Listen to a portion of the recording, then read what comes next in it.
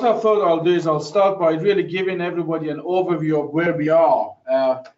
Maybe quite a number of individuals not be aware of where Scotland is, or where Scotland is within, I suppose, geographically, as far as the United Kingdom is concerned. And some of you guys, I'm sure, probably spend time in Scotland, because majority of our students are fully aware of where we are from a location point of view. We are part of the United Kingdom, which is part of the European Union as it stands at the moment, although we exit in the European Union. And within the United Kingdom, there are 4 countries. We have England, Scotland, Northern Ireland, and Wales. And our university is based in the capital of Scotland, which is the northern part of United Kingdom. And we are part of the consortium of all the universities that work within Edinburgh, within Scotland rather. And you have more or less the next slide that I'll put up for yourselves to a certain degree gives you some graphics of what Scotland looks like, I suppose. And the reason we've got that picture of the viaduct with the train on it is because the very famous viaduct, and I'm sure some of you guys have recognize that, because it's been, I believe, part of Harry Potter movie, one of the Harry Potters. You have to forgive me, I'm far too old to really even know what Harry Potter is, let alone watching the movie. And I've got colleagues who are actually laughing at me because they're confirming that I'm a very old man. So I must say, Scotland is one of the most beautiful countries that I've had, I suppose, the privilege of living in. And as part of my job, I do work around the globe, and I could very easily, and with my hands on heart, would say there are many places in Scotland that actually touches people's hearts. There are many nations, I suppose, like Scotland, that touches people's hearts. So moving on to the next slide. This is our famous the castle in Scotland, in Edinburgh. And during the course of what we call a Hogmanay, which is New Year's Eve, we have celebrations there, which from now on, I encourage all of you guys who will be joining us to become Edinburgh Napier University, do make sure to watch the videos. The city has been voted as the best city in the United Kingdom for 3 years running, which it really reinforces the dynamicness of the city. And you might feel, as a potential distance learning student, that, you know, why are we showing and sharing all this with you? Part of it is because of the community that we've created within Edinburgh Napier University with our MBA programs. And also, in the same time, you're all going to be invited to the country as part of your graduation to celebrate your achievement of the MBA. So these are some of the backgrounds with what Edinburgh Napier, what Edinburgh is all about. You already see on the screen, which I really wanted to go into extra elaboration with that. Kathy, if you move on, please. Thank you very much. The university, we are very proud of the university. It's been formed, initially, it was a technical college in 1964, and now it's one of the major universities within Scotland, within UK, and also within Edinburgh. And we won many awards, and our, I suppose, mission statement and the vision has always been to be one of the most advanced academically led organizations. So I think that's something which you need to consider. And as far as the Guardian's concerned, they voted us as #1 in the UK for nursing student talent, and for nurturing rather student talent. And one thing you're going to have to bear in mind is the way the university infrastructure has been put together in 1983, when we actually got the university status. Then our vice chancellor, and that I suppose ethos has continued to today, is to make sure that we widen participation and to make absolutely sure that first and foremost our students come first. Once the students come first, then everything else has to feed into providing the students with the best experience they can ever have. That doesn't mean it's going to be an easy ride, especially for students who's studying from a distance, not having the capability to come to the university, I suppose, and having to be through online learning, trying to educate themselves. And because of the ethos of the students is to widen participation, we're conscious of the fact that individuals, not everybody have the, I suppose, the facilities, the capabilities, the know-how, or the financial means in order to come to university.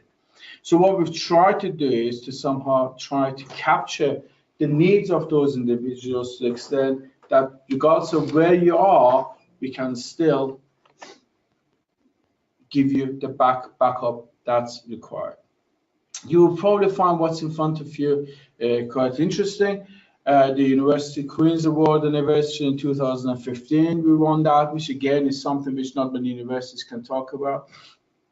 The more important thing that you guys are going to have to look at is if you look at the bottom left-hand side, the 95% graduate employability, which reinforces what our university's ethos is all about: widening participation, giving opportunities to individuals who actually want to better themselves, but not only from an academic point of view, but more importantly, into what we call keep knowledge into practice.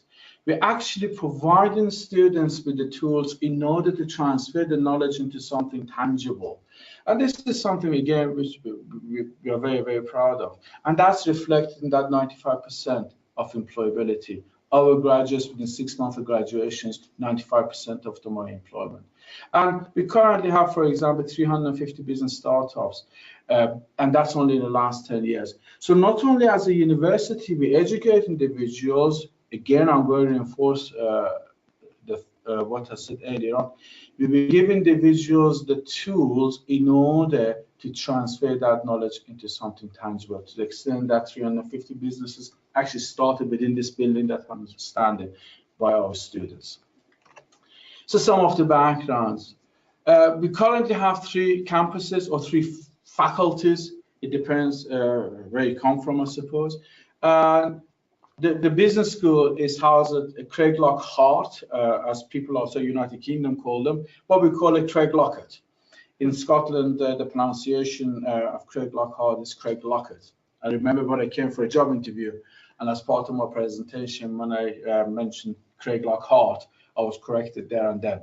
So for the future, chaps and chappesses, our campus is Craiglockett campus.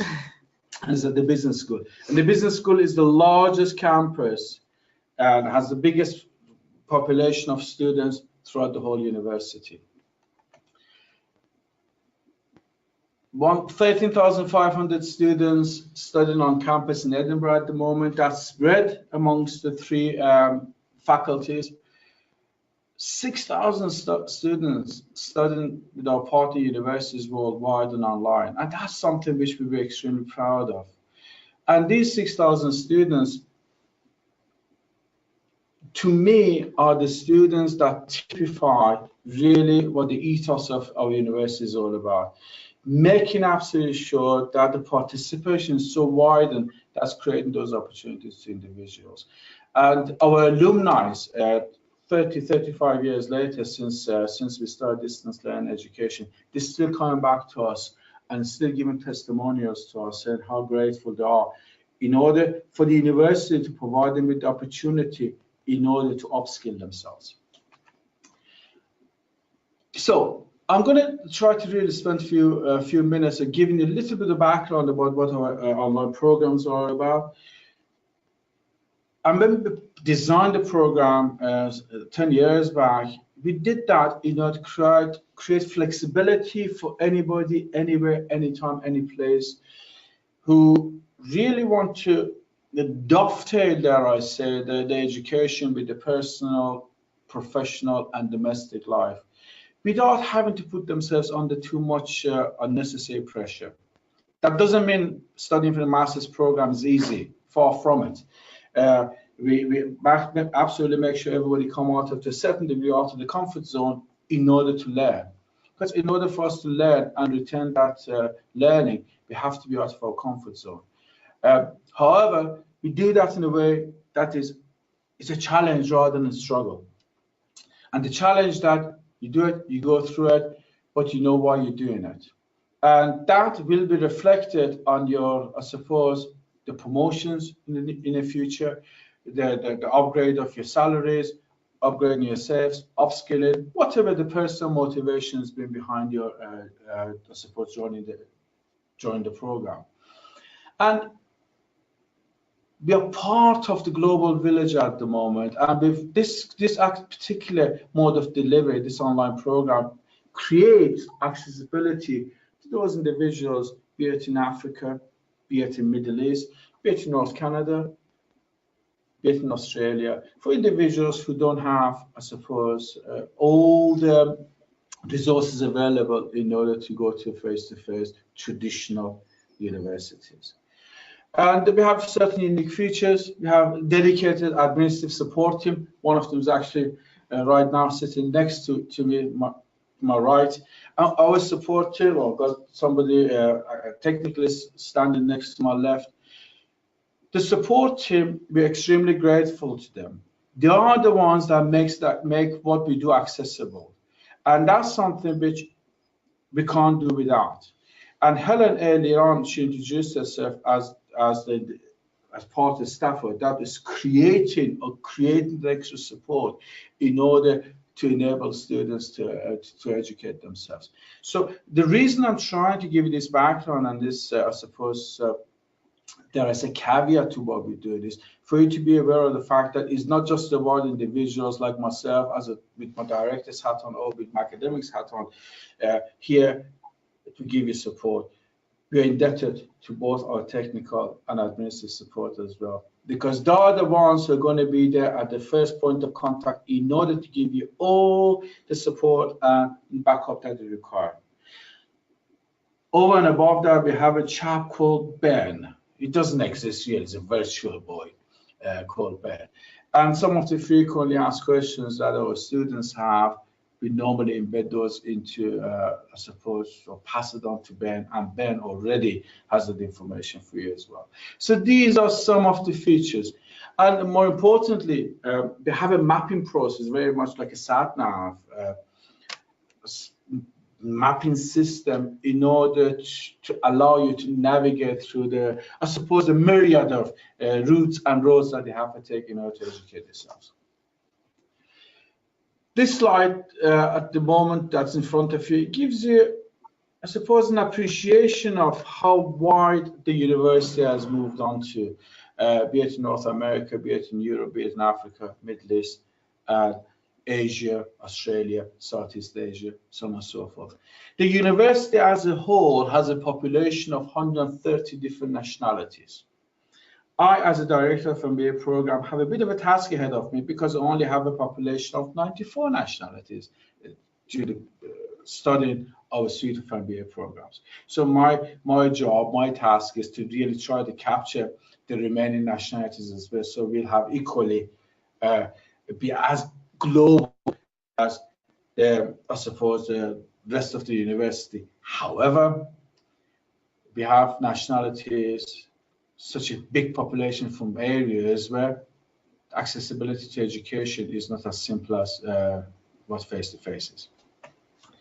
So our MBA is been broken down into chunks, and we have a number of what we call core modules.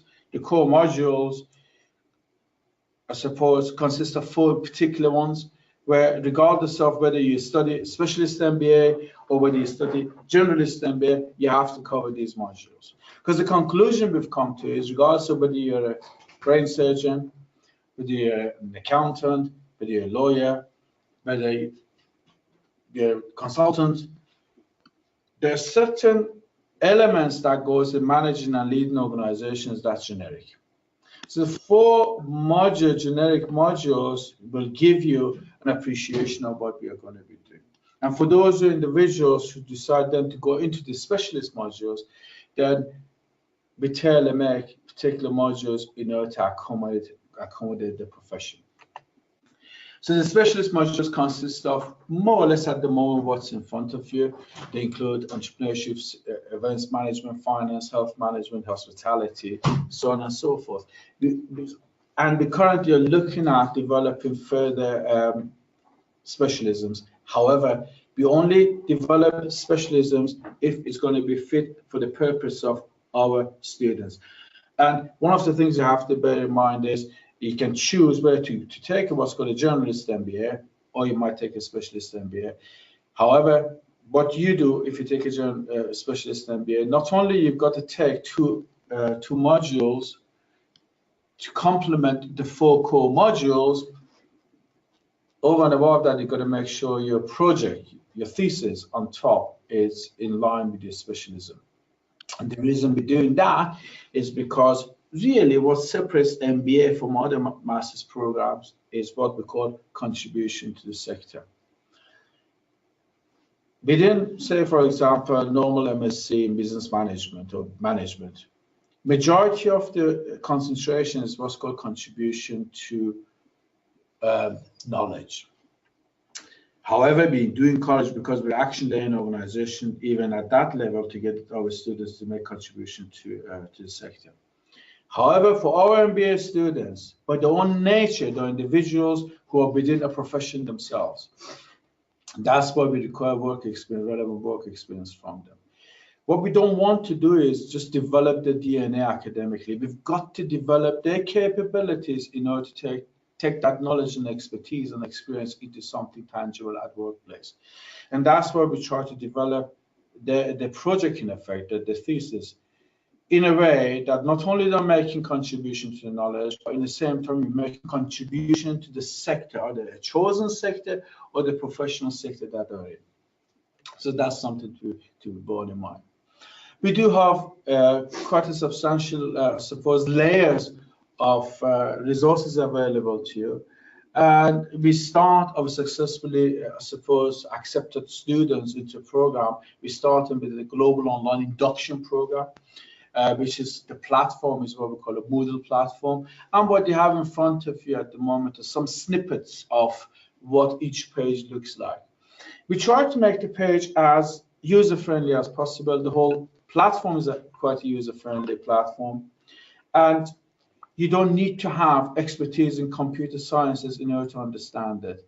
I think what you do need to have is certain basic awareness how computers work.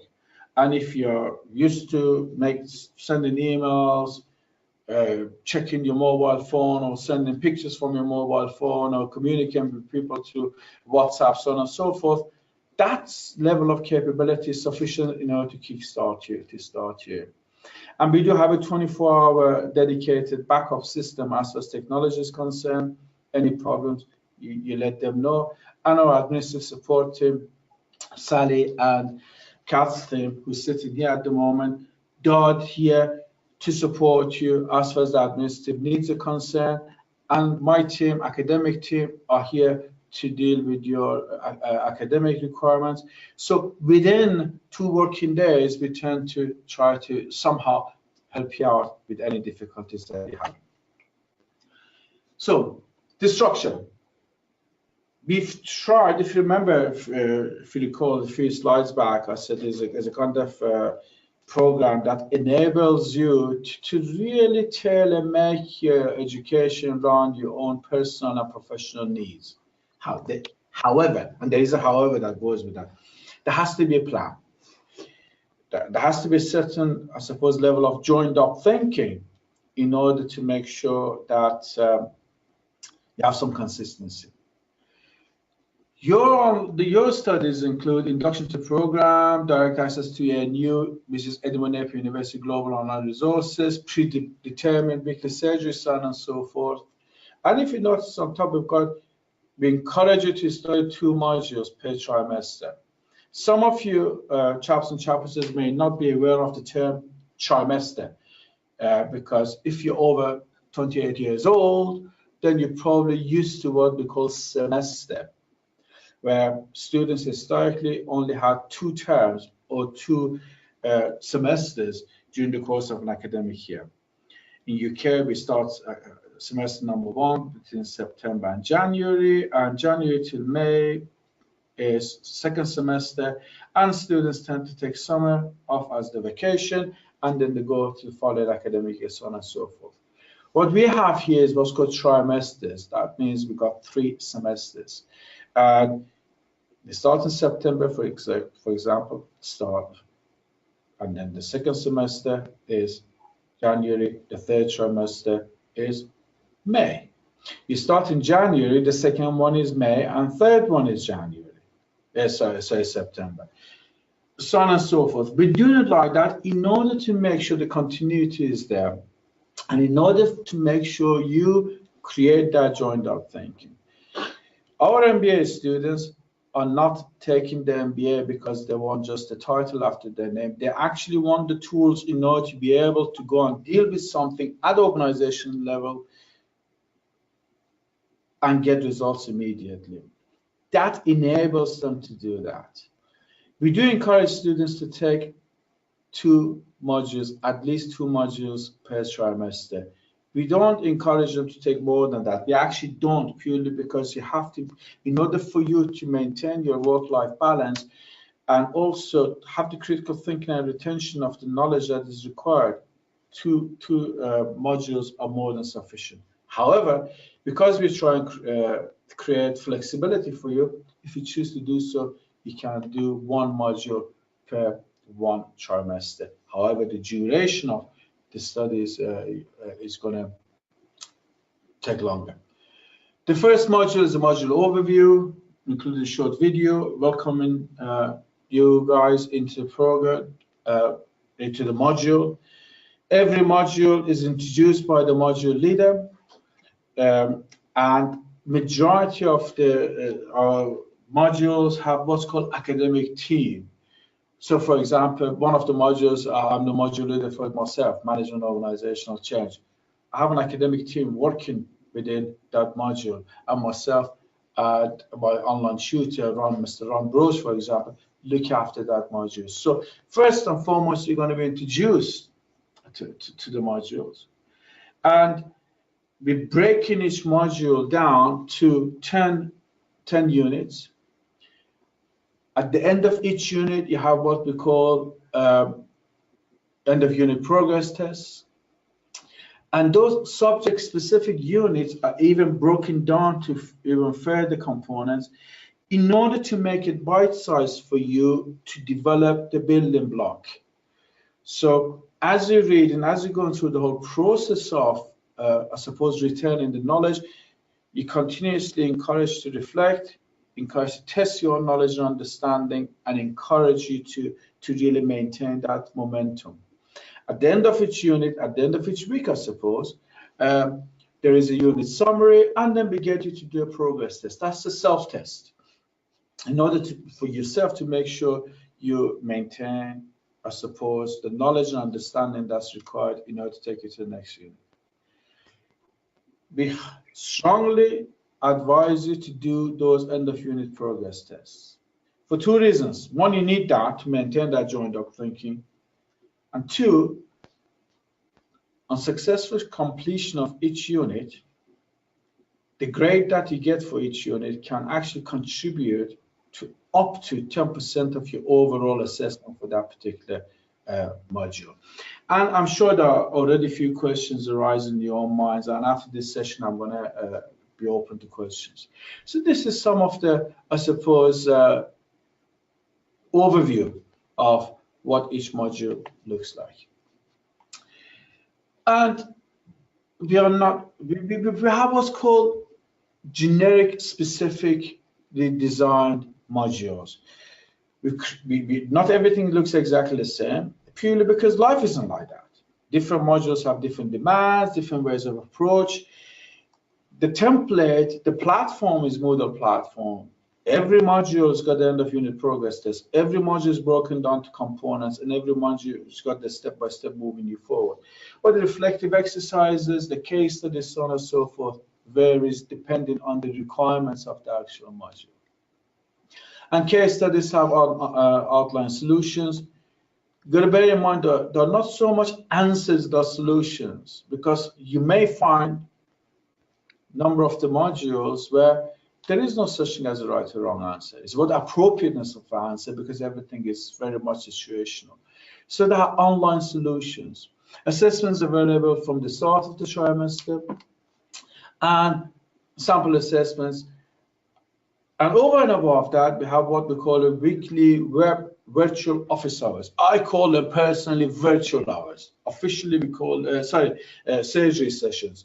The virtual office hours, where you're invited to come in to the virtual classroom, in effect, and surgery session, which is very similar to what we have here, which we call tutorial sessions. If you have any questions about the module, if you have any questions about the unit that you've been reading, if you want to interact with your online tutor, or if you want to interact with other fellow students who are in that, I suppose, virtual classroom, then it's going to open your horizon. You're highly, highly, strongly recommended to actually try to attend these classes.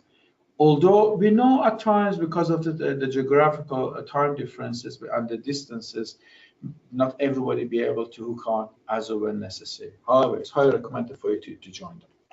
Thanks, Gav. Our academic year, typical academic year, it's in front of you right now. And I'm sure we can provide you with all this information after the session anyway, because some of you guys have probably started to feel that maybe is information overload. But it's just to give you an idea of how our academic semesters work or trimesters work. It normally runs over 15 weeks, as I explained earlier on: January, April, May, August, September, December. 2 modules. You'll be taking maximum 2 modules, minimum 1 module, and it works itself out. And we actually you got to, in order for you to do the research skills for managers and dissertation project, which is your thesis, you got to successfully complete the other modules before you get to that. And the breakdown of really how the weeks work: week 1, week 2 to 12, 13, 14, and end of each week is the week 14 for our academic years.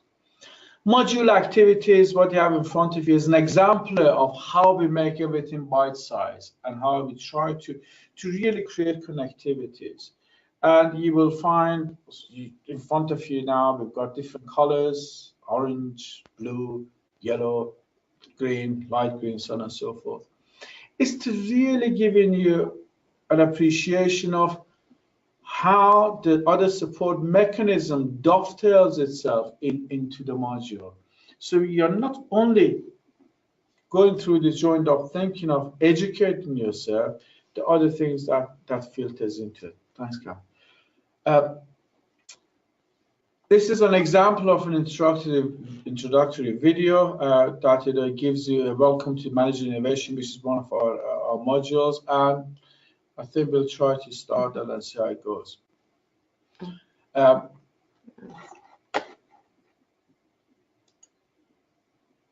No. Okay. Managing Innovation, as an example, has 11 units, including an introduction. The written material and units, introduction, videos, lectures, reading, progress tests, SAQs, all of that which occur with yourselves. And academic forums, student chat forums, weekly WebEx available, the actual transcript of what's been discussed, purely because you may, for whatever reason, not be able to make those sessions. But please, you got to bear in mind, although we created a fully flexible program, we highly, highly recommend you try to engage with the program for 2 reasons. One, you're giving up your time, you're giving up your well-earned money, and I suppose sacrificing family time, so on and so forth, in order to do this qualification. You need to maximize the return on your investment, financial investment and time investment. And another factor that separates MBA from any other MSc programs is networking. As you get the more and more involvement you have with chat forums, discussion forums, come to WebExes, you create the relationship that's required now to move you forward. Normally our students, by the time they finish the qualification, they end up having quite a number of friends around the globe, which has got a good thing and a bad thing, according to one of my students. At the last graduation, I had one of our students come from overseas. I said, do you like it? He says, oh yeah, I love it. I've got 7 invitations to 7 different countries, my fellow students who we developed a relationship with. I said, oh, that's fantastic. He says, yes, 7 places I don't have to book a hotel. However, the 7 mates who want to come to my house as well. So it's a bit of a give and take. So that's how not only collegiate you become, you create individuals. And because there is no competition amongst fellow students, you know, that friendship stays forever. I have friends going back, I'm not going to tell you how many years, it was my last millennium from my undergraduate days. So please not only try to enjoy the education part of it, but enjoy the journey. Enjoy the journey, and that's something which we try to put across to students. So we got workbooks, we have reflective exercises. That reflective exercise is very much based on your own reflection, not our reflection. We don't tell you how to reflect. This goes back into this notion of critical thinking, of having to sit back and say, okay, how am I going to now transfer what I've learned into something tangible tomorrow morning at work level? How am I going to do that? And these reflective exercises actually enable you to think deeply and moving things forward. So I think I've covered that already, but I'm going to reinforce that. You know, the academic leadership, the support, the global online supporting, the university policy, staff, students must only use Edinburgh Napier, but that's something I'm going to come into. But please remember, we have a dedicated team of individuals with their own specific capabilities in order to provide you with all the support that's necessary. However, you're the driver. You drive your own education. You're the one who's going to have to move those things forward, and you're going to have to help us to enable you to do that. And in order for us to protect you, we try to make absolutely sure all our students come through our dedicated website and our dedicated Edinburgh Napier personal email that we're going to be giving you. So from day one, you're encouraged to make sure all the communication is done through Edinburgh Napier email system, because you have your own email, dedicated email address, which is yours, and also you get a matriculation number. That matriculation number, ladies and gentlemen, belongs to you for the rest of your lives. And the reason we ask you, please, to make sure all your communication takes place from Edinburgh Napier University is because it immediately recognizes your matriculation number. That matriculation number is there after you graduate and when you join the alumni group. And even 5, 6, 7, 8 years down the line, you want to talk to us, all you got to do is put that matriculation number into the system, and guess what? The email opens up and we can communicate with you, you can communicate with us. So we're trying to build up that habit, but more importantly is for cybersecurity as well. Entry requirements. By its own nature, all the MBA students have to have relevant work experience. Thank you, David. Thank you very much. Have to have relevant work experience, and work experience not sufficient. You got to have certain level of academic background in order to be able to cope with the demands, academic demands of the program.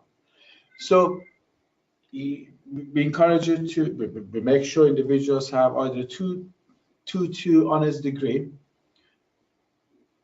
plus 2 years relevant work experience.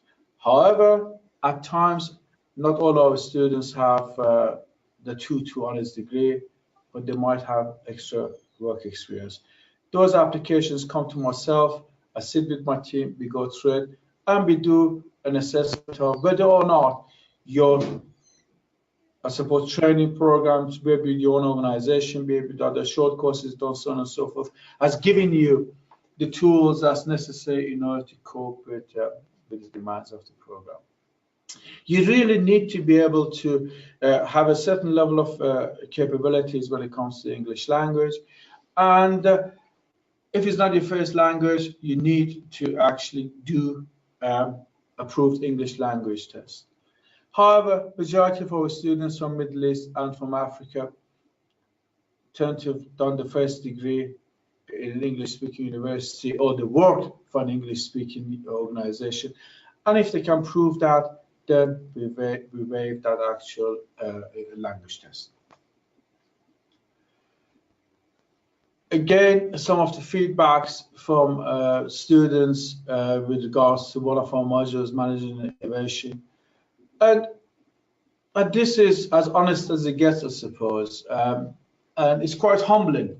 As academics and my colleagues in the administrative team, you know, our, I suppose, claim to fame is not only our students successfully completing, is when the student comes back and says, I've actually done something worthwhile with my education, and I'm grateful for that.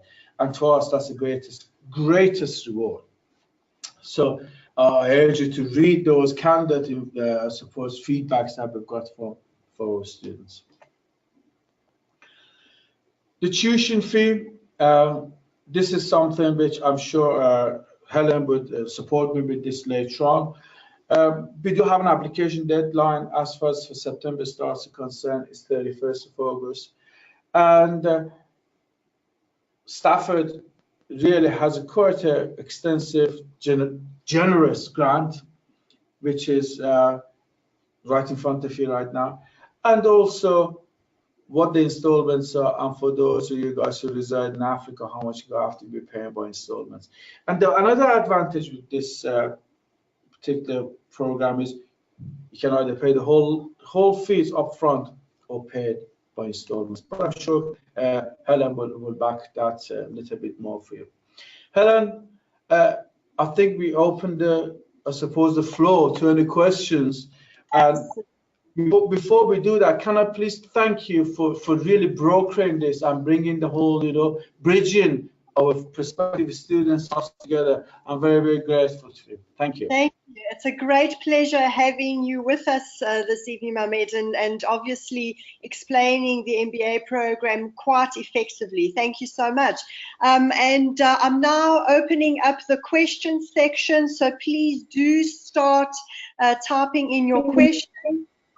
I've already got a question from Mahmoud Albaz. Thank you, Mahmoud, for joining us. His question is, you mentioned, Mammed, 10% of the course grade goes to unit assessment. His question is, how do you calculate the remaining 90%? We have majority of our assessments are coursework driven. Purely because the program is very much based on reflective thinking, we give our students an opportunity to put together a piece of coursework. Using management and organizational change as an example, the one I explained earlier on. The 90%, the students will receive one piece of coursework at the outset of the start of the module. The coursework is in two parts, part 1 and 2. The reason we've done that is to really make it more bite-sized for our students. It's one piece of coursework, and 4,000 words, 2,000 words for part 1, 2,000 words for part 2. And what the students have to do is successfully complete the coursework, submit that at the end of the semester, and that will determine the grade for the 90%. We add the other 10% balance into that, and we come up with an overall grade, and students are presented with that overall grade. Excellent. I don't know if I explained that properly or not. I think you did. Thank you, Mammed. And a question from Louis. Good evening to you, Louis. What are the bodies that basically accredit this MBA? Is it AMBER accredited, or Aqueous accredited, or ACSB accredited? Louis, we didn't go for AMBER accredited MBA, although I can very easily, my claim to fame was to prepare the MBA program to an Amber level, and then decided not to go for the Amber, purely because we wanted a fully flexible MBA program, and it was impossible for us to meet Amber's requirement and have a fully flexible program, because Amber put the request forward and says we have to make sure there's 130 hours of face-to-face teaching to students. And we thought, hang on a minute, how can we say global online program, distance learning global online program, where you want us to do 130 hours of face-to-face teaching? Thank you, but no thank you. So we didn't go for Amber. We're at the moment through the final stages of ACSB accreditation. So far, all the signs are very, very positive. We're just watching the space with that.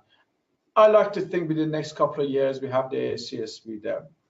We work very closely with CMI, Chartered Management Institute, and at the moment we're going through the process of again finalizing some sort of a recognition as far as Chartered Management Institute is concerned, because they're happy with our program, with the view to hopefully in a very near future, providing we go through the validation of it, then students may be able to actually put the MBA program to CMI and get exemptions for their qualification as well. But that is work in progress. We haven't fully gone through that. But we have been working with CMI for in excess of 20 years at the moment, before they became chartered actually.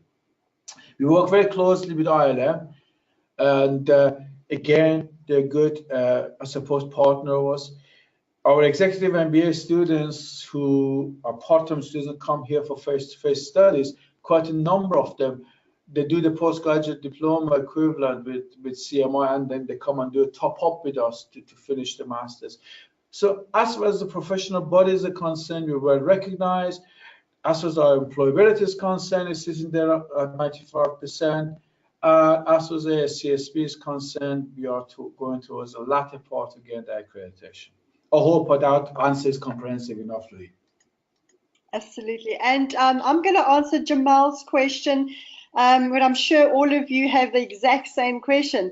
Will this recording be sent to you? Yes, it will, Jamal.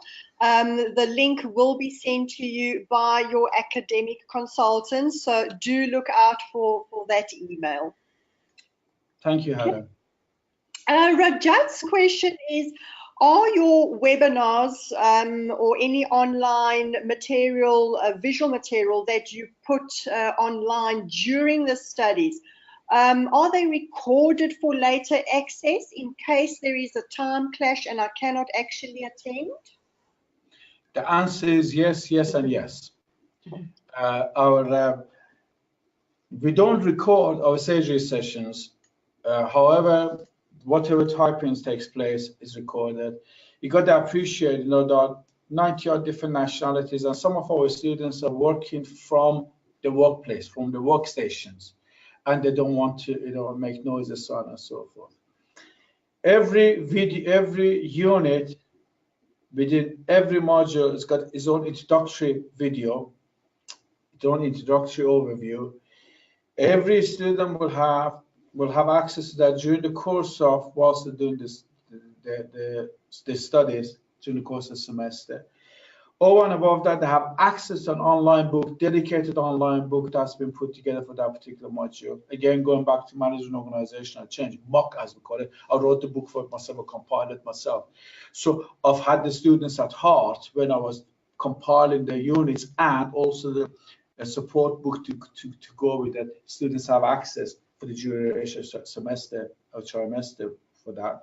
And whatever related links that we have, video links or YouTube, students have access to during the course of that semester. Excellent. And the other question is, there's a gentleman that wants to do an MBA with specialization in project management. He does hold a PMP qualification. Will he be able to get credits for that? I need to have a separate conversation with him outside the remits of this, and I'm sure if this gentleman to be kind enough to send his CV to you, and pass that CV on to me, then we'll have a look. Because what we have to do is do a very quick mapping with aims and objectives of what's been achieved. I'm a great believer of not putting people through unnecessary education. We don't want to teach people what they already know. There is a big however with that, Helen. At times, learning is remembering what you already know. And I think at senior level, especially with senior managers, at times when we have sessions with them, for example, my executive MBA students, they say, oh, I knew this, but why didn't I do it before? Oh, gosh, it's good to remember. So we've got to make, it's a fine balance between prior learning and coming in to do the education. So what we do, we attentively go through the exercise of mapping to make absolutely sure that the capabilities are there, and we're not shortchanging the students, because ultimately we want to make sure our students to go and upskill themselves in order to achieve whatever they want to achieve. So once I have that information, we'll make a judgment myself and my academic team, and we'll let the student know accordingly, or perspective accordingly. Absolutely. You can very welcome to obviously send all your documentation through to us. We'll send it through to the university so they can actually review your application for that. And good evening to you, Florence. Florence is all the way from Africa this evening. Her question is, at any point, will I be expected to visit the university during my program? We don't expect you, but my wish list is for all our, I suppose, graduates to come over to Edinburgh in person to collect the qualification from our Chancellor and shake the hands of our Chancellor, meet our Pro-Vice Chancellor, our Dean, myself, so on and so forth, and academic team. That's our wish list. And it's a very small cohort of students come for the graduation. And we send them invitations, and on the back of that, they get a visa, so on and so forth. Nothing is mandatory. It's a request. It's a wish list as far as we are concerned, and some of our students love to do that. However, Helen, the student might think, okay, I'm going to start studying global online program. I may wish to come and finish off in Edinburgh and join the face-to-face cohort. Then we can make special arrangements. Bearing in mind there's a cost implication with that, because there's a variation between the cost of face-to-face delivery or not. So they can become a hybrid if need be. But no, it's not mandatory for anybody to come to Scotland. However, I highly recommend it because it's one of the greatest places on the planet. Absolutely, I have visited, and it really is beautiful. So I do second that from Mammed. The question from Ahmed is related to essays and reports and research. And his question is, will I get some kind of training or practical know-how on how to do this research? Yes. We do have a learning resource center, or what we call the library. We used to be called library, then became learning resource center. Now we've gone back to traditional called library. We have all our facilities there. Alongside the academic, I suppose, backup that we create for our students, we have a support team. We used to have a predetermined guidelines. If you've never done an essay before, guidelines of how to write an essay. If you've never done a report before, how to write a report. If you've never done an academic, I suppose, referencing UK style, there's a website there to take you through a step-by-step of it. Anything to do with academic support, you will be, there's a dedicated section. And Kath just reminded me of something. Over and above everything else, when you study, when you go to I suppose, put together your scope and study, which we call research skills for managers, when you come towards the latter part of your education, you have to really let us know what field you're going to be putting your submitting your project on. Once we receive that, we will give you one dedicated academic supervisor. To do that, we ask you to put together an outline for us. This is for your project, for your dissertation project. Once you put a one-page outline together, we find an academic within the university, not within the business school, within the university whose expertise matches your requirement for your project. And that dedicated individual will guide you through the whole process of your skills for managers and your project in order to make sure you're there. If the willingness is there from the students' end, we are here to provide that support. As I said earlier on, our claim to fame are our successfully achieved students. Right, excellent. And a question from Louis. If I do fail my assignment, can I resubmit? Louis, once the assignment is submitted on the submission box, is no going back. It's like sending an email to somebody. However, we have a system in place where we'll have us Turnitin. The students can submit the assignment to Turnitin to check the assignment, to make sure the references is done correctly, what they put together is done correctly, so on and so forth. They can come to the weekly sessions, WebEx sessions, have conversations with the online tutor, with the academic, so to explain that what they're hoping to do. Once they're satisfied and once they run through everything to Turnitin to make sure it's clear, it's in a way that is not going to compromise them from a, say, plagiarism point of view or whatever, then they submit the final submission to us. I don't know if I answered the question properly. Yeah. No, that's fine. That's perfect, Mammed.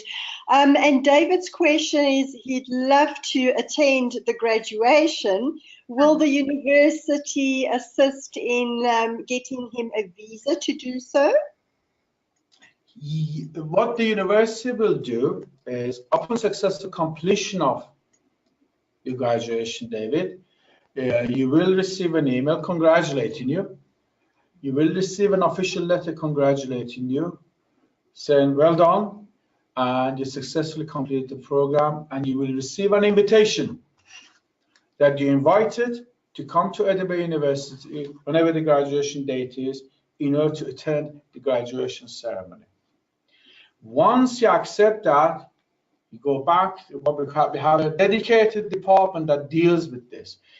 And once you send your acceptance to them and say, yes, you wish to enter the United Kingdom, then they will provide you with a letter. That letter will enable you then to apply to British Council, British Embassy, to apply for a visa, and that visa will bring you here for a period of time. And normally, we've had I think about 7, possibly 8 students from Africa, and quite a few we normally get from Middle East and South Asia rather. And they all bring the families as well.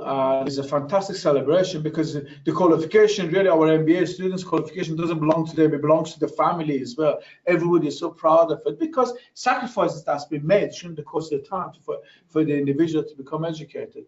And it's fantastically humbling experience as well. And whilst they're here, they have a little bit of time sightseeing and being a tourist as well. So the answer is yes, David, come and join us. Excellent. And Mahmoud, I will answer Mahmoud's question. Mahmoud, anything related to fees, please feel free to get in touch with your personal academic Stafford consultant, and they will actually be able to assist you with the payment structure. Okay. All right, and Mohammed's question is, can I undertake one core and one optional module at the same time? Again, that goes back to communication. We need to do an assessment to why. Ideally, we would like our students to deal with the 4 core modules first before they work towards their specialisms. However, quite often, they can do actually one core, one specialism in the first, and we try not to be too restrictive with that. However, by rule, we don't run all our specialisms every trimester. And our specialisms, we run them once per academic year, and we dovetail students into them. Because, say it was Mohammed, yeah? Mm-hmm. Mohammed, one thing you have to bear in mind is it's not just about getting you to get this qualification. We want to make sure that enough cohort of individuals working with you as students, because you need to have that student experience. You need to have the community of students, specialisms within your field, because the exchange of information between all these specialists, say all the doctors globally, all the project managers globally, is absolutely astronomically fantastic. And we don't want to, I suppose, deprive our students with that. So we let everybody know when these specialisms run, and if they so desire, yes, we'd love to element to it. Excellent. And Lisa's question is, can I postpone my studies due to any unforeseen circumstances? Yes. The answer is yes. By its own nature, our students, especially our MBA students, at times don't foresee circumstances. Be it being called to go to another country on a project, suddenly being, I suppose, given tasks which it becomes a constraint and they can't get out of. It could be a family celebration, it could be family bereavement, it could be a child on the way, so on and so forth. There are myriad of reasons that individuals genuinely have to a certain degree, postpone their studies. What we do is, we first and foremost try to have a good understanding of what the requirements are. Then we make several recommendations to them. We might say, take a holiday from it, take a break from your studies altogether, suspend your studies for a year. We might say it might be a good idea to suspend one semester. Or we might say, under these circumstances, we give you an extension. Is at the discretion of the academic to give extension up to 10 days without even having to go through the university process, or getting the students to fill in what we call extenuating circumstances form, which really is about the mitigation, what's mitigating this requirement for leave. So no, we don't have one size fits for everybody. Yes, the facility is there, and we're going to make sure it's tailor-made for yourself. Excellent. And a question from Sivakumar. Do we have a standard timetable that I can follow so that I can also determine, my lifestyle, and I know when I can submit assignments? So is there a standard study timetable? Yes, yes, and yes. Mm-hmm. All of it. What we can do is, right at the beginning, we're trying to determine what the requirements of the students are. We can either send a generic standard timetable that this is what you do each trimester, this is what's going to happen, this is when the trimester starts, when it finishes, when you have to submit the coursework.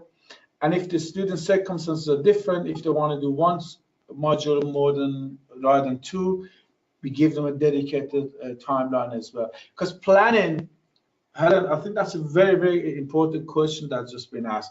Planning is important. And at times I've said to my team here, and at the same time said to my students as well, nobody ever plans to fail. But at times we fail to plan. So planning is fundamental. Our students will have a very, very busy lifestyle, and we're going to have to make sure that we help them with that planning. Absolutely. And Mohammed's question is quite a popular question, and I'm sure you get this quite often. Is distance learning mentioned on the degree certificate? No. No. Ma'am, no. We have 14 different specialisms. We have 1, 2, 3, 4 full-time MBAs. We have an executive MBA, and we have even one MBA, which is over 27 months, is for people with no work experience that have to go do placements. It's full-time here. And the mode of delivery makes no difference to the actual qualification. So everybody will get an MBA. Apart from my executives, they get an executive MBA. The rest, be it online, be it face-to-face, everybody get exactly the same MBA. No mention whatsoever that is online. Okay, and Louis' question is, he has completed a postgraduate certificate from a local university in the UAE, and will Edinburgh Napier provide me with any possible credits, and if so, how many? What we do is very similar to a question that was asked earlier on. Once the application is in, we have a look at what the students have achieved. What we do require is the name of the university, name of the institution, the awarding body. They might have, say, if it's in Dubai, it might be Harriet-Ward University, so on and so forth. And then we compare that university with the suite of universities we have in the United Kingdom, which are QAA approved globally. And then we look at the aims and objectives of each module. And if it's a postgraduate certificate, we might even give them up to 60 credit exemption. If it's a postgraduate diploma, if it's good enough, we might give them up to 100 credit exemption. It depends on the program and very much based on the university. Excellent. And Ahlam's question is quite a popular one again, is what activities are actually covered in the induction, and how important is the induction? Oh gosh, is the kryptonite. You don't do the induction, you are vulnerable. You know, if you're Superman, that's your kryptonite. Because all the how to do it the smart ways in the induction. You can either do it the hard way or you can do it the smart way. You don't do the induction, you do it the hard way. So it's worth every second of your time to do the induction, please. I can't understand. We can't stress that more. Okay. Ryan's question is, you know, I am a distance learning student, so do I get issued with a student card? And if so, how can I obtain this? You get a student card, of course you get issued with a student card. And I've got my card, which is a staff card, to show you it. Helen's actually, see, she's so cool. It looks very similar to this.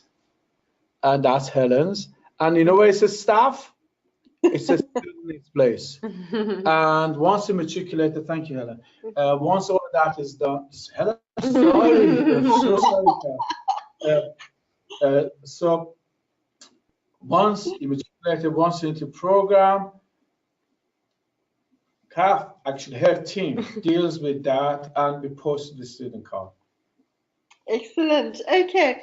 And we have a student from Ghana. I have completed my degree in English from Ghana. So do I need to provide any further proof of English?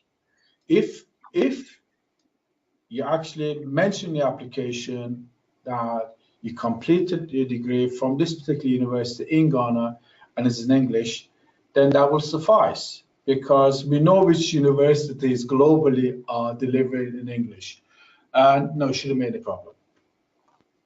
Excellent. And if I need to contact my tutors during the week, can I phone them or can I ask for a Skype meeting? Is this possible? As far as contacting your tutors are concerned, you can contact them anytime via your dedicated email address. That's Edinburgh Napier dedicated email address, or via the actual platform, the Moodle platform. The reason we have these weekly sessions is for students to come in and have a conversation, etc., etc. One thing you have to appreciate is the sheer number of students that we're dealing with. When it comes to skills for managers and the project, that's a different story. Students come on Skype, on fortnightly or whatever, and they build up that relationship with the supervisor. That is what we do normally. However, because of its own flexibility and time differences, so on and so forth, this is very much left to discretion, to be very honest, left to discretion of the tutor to whether they have the available in order to take that phone call from you or have that Skype conversation.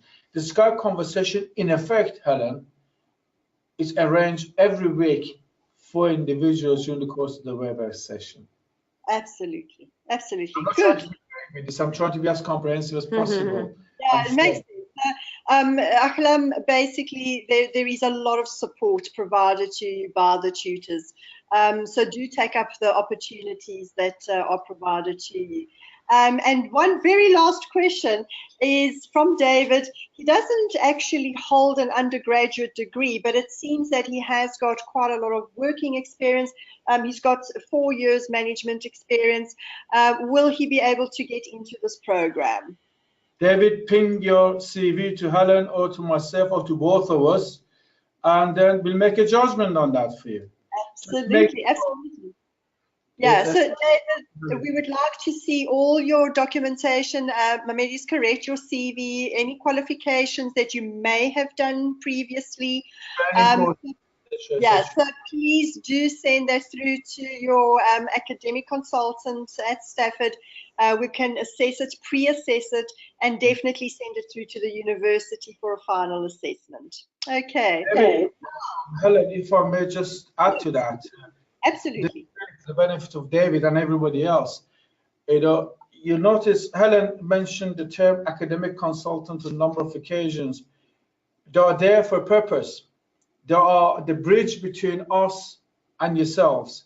Our academic consultants over at Stafford are very well trained, very well informed, and they have all the core competences to make that judgment. So please don't hesitate to contact them, to talk to them. And there is no such thing as a relevant question. It's better to be safe than sorry. Thank you, and that's quite correct, Mammed. Thank you very much for that. Okay, Mahmoud, thank you again for he's thanking all of us. Thank you, Mahmoud. Again, thank you everyone for joining us this evening. It was really informative. Mammed, what a great pleasure having you with us today. And as I've said, we will basically send you the link to this webinar. So if you have missed a few things or you'd like for more clarifications, this will definitely be sent to you. And just before I sign off, we are currently accepting applications for the next cohort. It's a very popular program, so I do advise that you get those documents in as soon as possible, and we can send it to the university for review. Thank you for that. I might have one extra addition to that, but I'd like to thank my colleague who's been standing here really supporting. Please come, Catherine. Thank you very much for really making this seamless for me. Kath made me look good, honestly, because without it, there is no way I would have been able to communicate the system as seamlessly as we have. So thank you very much for that, Kath. And, hopefully, it's been of benefit to everybody. And good night. And good night to you, and good night to everyone. Thank you very much.